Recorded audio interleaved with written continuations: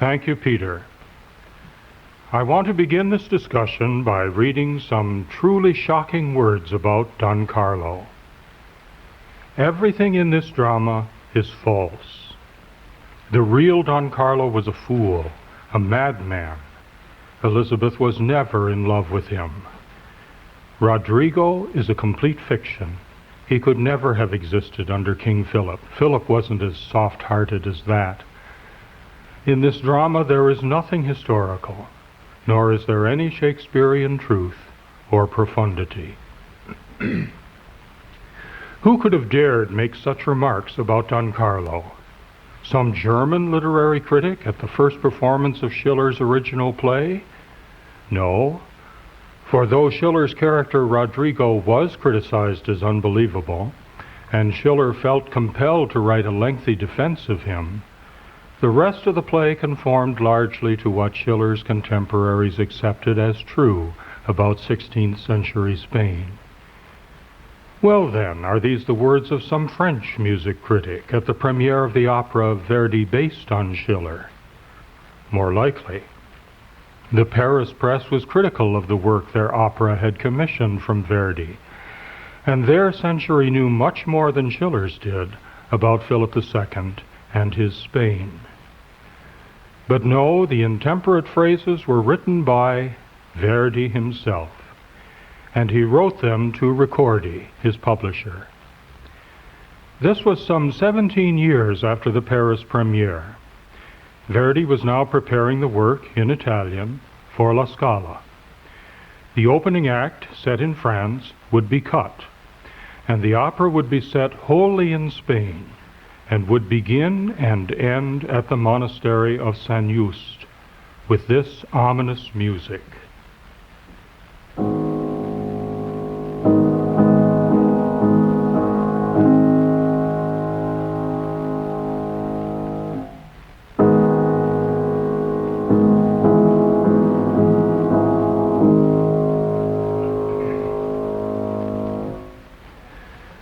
Verdi's problem was that after 17 years, he still hadn't settled his artistic conscience on the matter of the monk at San Juste, the figure who speaks mysteriously to young Carlo at the tomb of Charles V, and at the opera's end issues from the tomb to rescue Carlo from the Inquisition.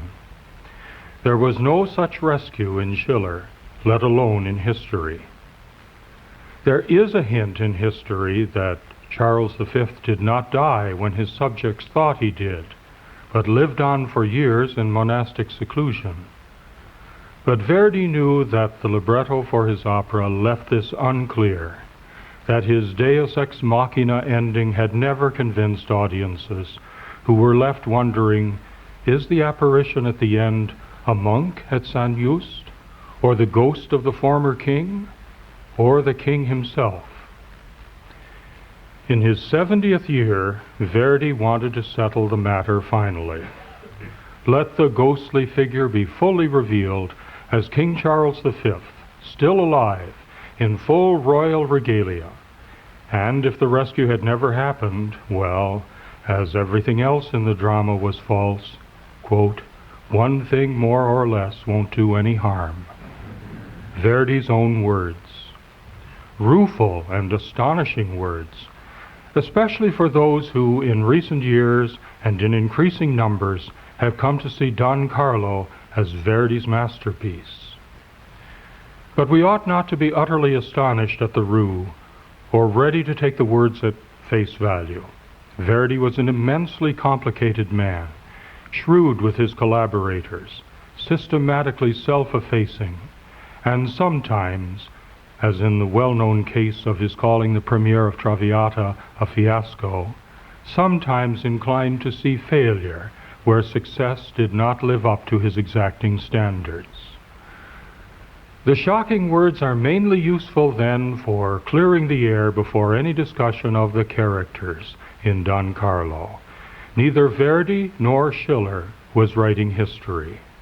What Verdi and, before him, Schiller had written were great works of art. The glory of Schiller's play is in its ideas, its dramatization of the tensions between liberalism and absolutism, its sense of the complexities and ambivalences of political action. The glory of Verdi's opera is in the characters. The 5 characters so untrue to history and so true to life, each of them influencing and influenced by the other 4. All of them interdependent, all of them depicted in music of immense understanding and compassion.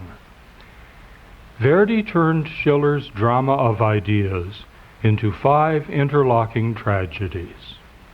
In the opera we see 5 characters, each equal in importance, each in prismatic relationships with the other 4. It is even possible to say that each of them is, in some way, in love with the other 4. But in this opera of ambivalences we find that there is hate commingled with the love. Let's talk about the 5 characters one by one. In many ways, the most moving of them is the one who at first we have the least sympathy with, King Philip. Verdi once visited the king's room in the Escorial and was amazed, as most visitors are, at its austerity, at the wretched little bed on which the powerful man recruited his strength. Verdi must also have noticed that the only other furniture in the room was the prie-dieu at which the same man prayed. Verdi's King Philip is an absolutist because he believes in the absolute rightness of his faith. Privately, though, he is vulnerable. He is dominated by the Grand Inquisitor who has made him and can easily unmake him. And he is unloved. His wife is unresponsive because of his suspicions of her, and his son hates him for his brutal use of force. So he finds consolation in a surrogate wife, Eboli, though she plays for power, and a surrogate son, Rodrigo, though that young man dares to challenge him on matters of church and state. King Philip tries to love them all, but from none of them does the love he tries to give come back to him. He could almost sing that aria about his wife, "She never loved me," to any one of the others.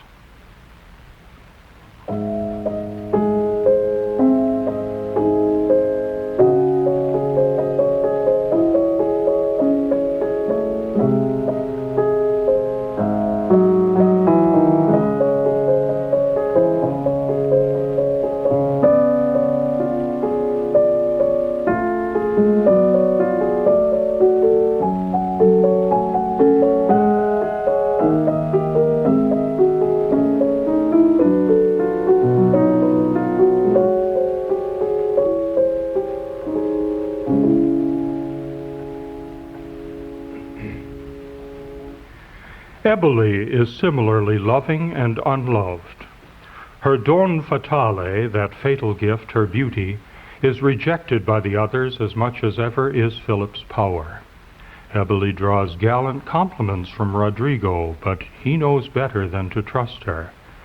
She has an adulterous relationship with the king, but he knows that he can never publicly acknowledge her. She plots against the prince and the queen, out of passion for the one and jealousy of the other, and though she comes in the end to respect and even love them both, nowhere is her aggressive affection returned. She is characterized at the very first by her veil song, where she sings how a Moorish king once invited a veiled beauty to share his throne because he was tired of his queen.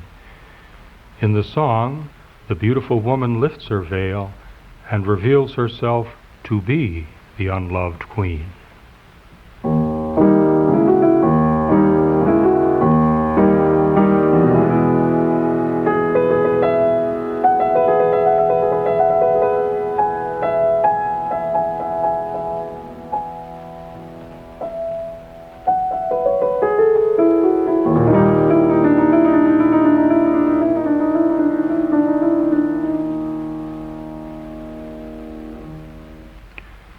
That veil song, doubling back on itself, in effect unveils its singer.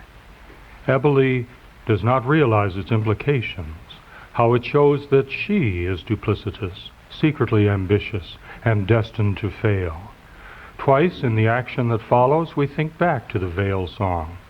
First, when Carlo approaches Eboli in the moonlight, thinking she is the queen, and then exclaims, as she removes her disguise, "It is not the queen."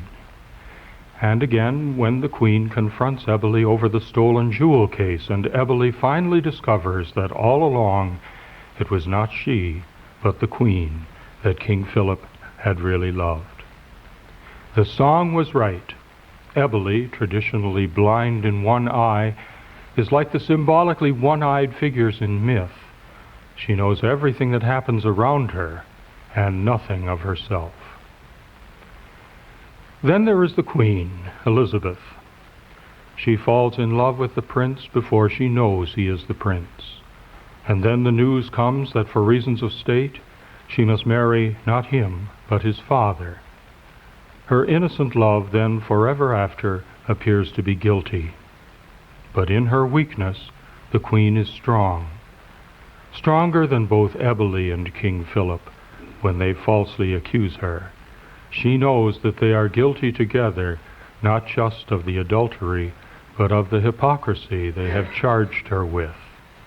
In her final aria, Tu che la vanità, she sees into the essential loneliness each of the five characters shares, the vast sweep of history into eternity in which each of them is caught.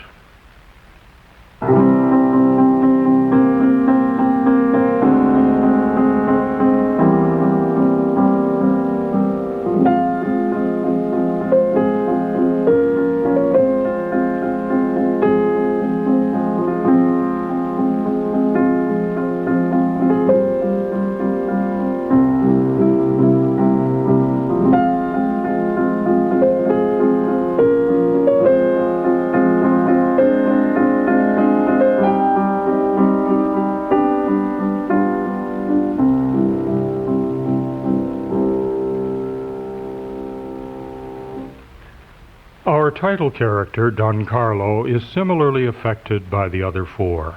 He cannot respond to his tyrannical father or the devious Eboli, however much they ask for his love.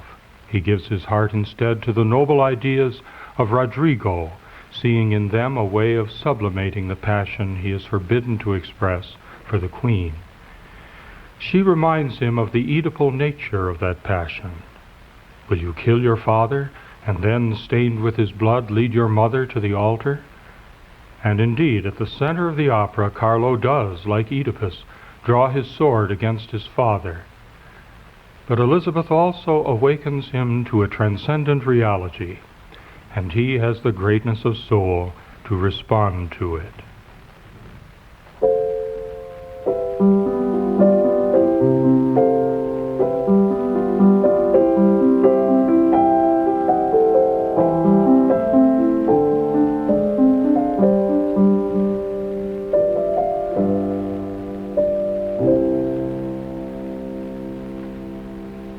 But perhaps the finest character in the opera is the last of the five, that less than historical creation of Schiller, Rodrigo, the Marquis of Posa. For Schiller, he is the embodiment, in the midst of 16th century oppression, of the new 18th century ideals of tolerance, political and religious freedom, and universal brotherhood. For Verdi, he is all of that, and, operatically speaking, something more. He is a baritone. Verdi never failed his baritones, nor they him. Rodrigo is in the great tragic line of Verdi baritones, brave as the two cornets that adorn his soldierly death.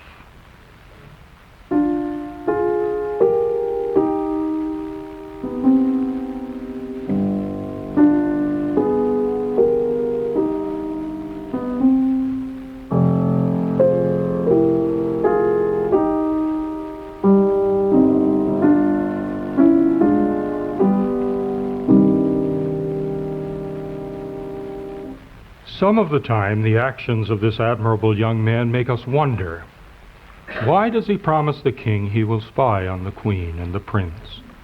Why does he threaten to kill Eboli? Why does he ask Carlo to hand over any incriminating documents? Why does he force Carlo to surrender his sword and accept imprisonment, while he himself accepts political advancement? Why does he arrange for Carlo to meet the queen where the king will ultimately find them together? In Schiller, there is a clear answer to most of these questions. The high-minded Rodrigo is a manipulator who will stop at nothing to realize his noble ideals. In Verdi, we cannot feel that way about him. All along, Verdi's Rodrigo takes responsibility and suspicion on himself.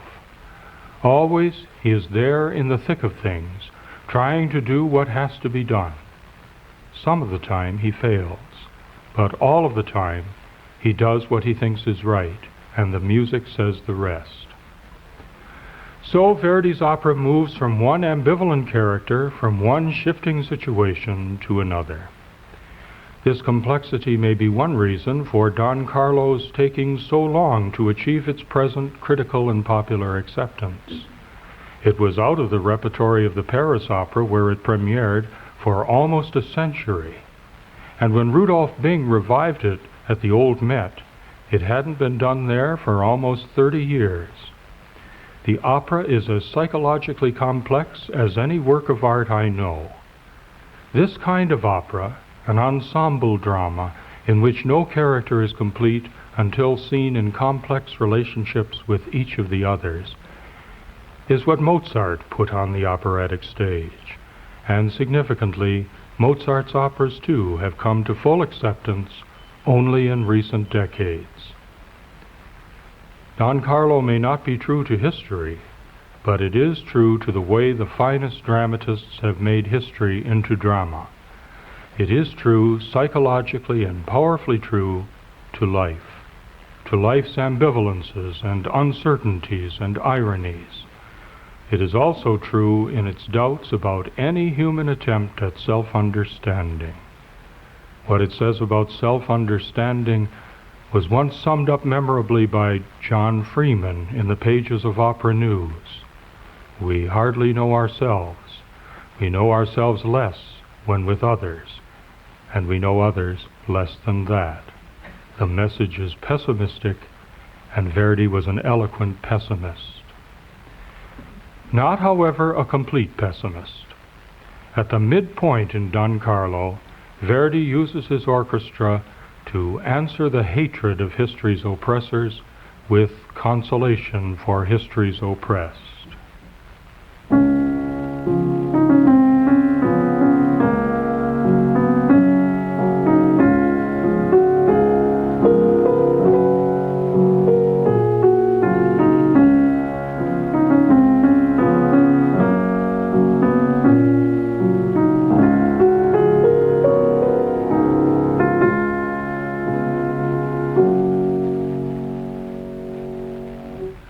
That orchestral voice, Verdi's own personal voice, is later affirmed by a voice from heaven singing the same melody.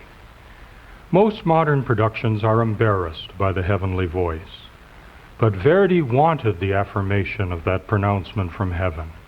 He wanted to attest to the existence of a loving, providential power above and beyond the dynamics of history and the uncertainties of human relationships. That, I think, is why he kept his apparition from the tomb, his King Charles still alive at the end. He knew it was a crude device, unsatisfactory, unhistorical, and unlikely to convince the sophisticates. But he knew as well that it said what Schiller had not said.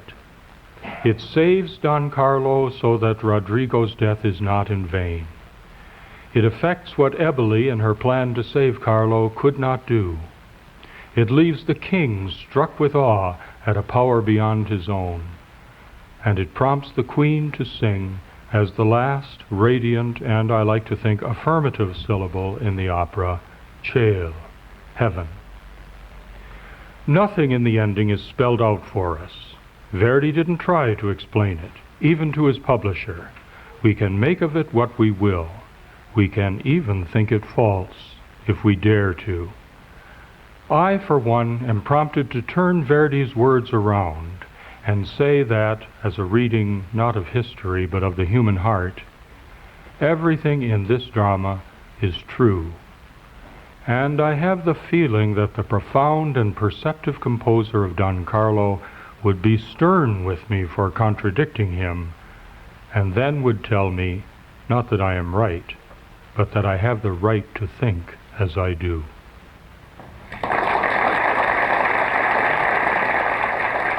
Thank you, Father Owen Lee.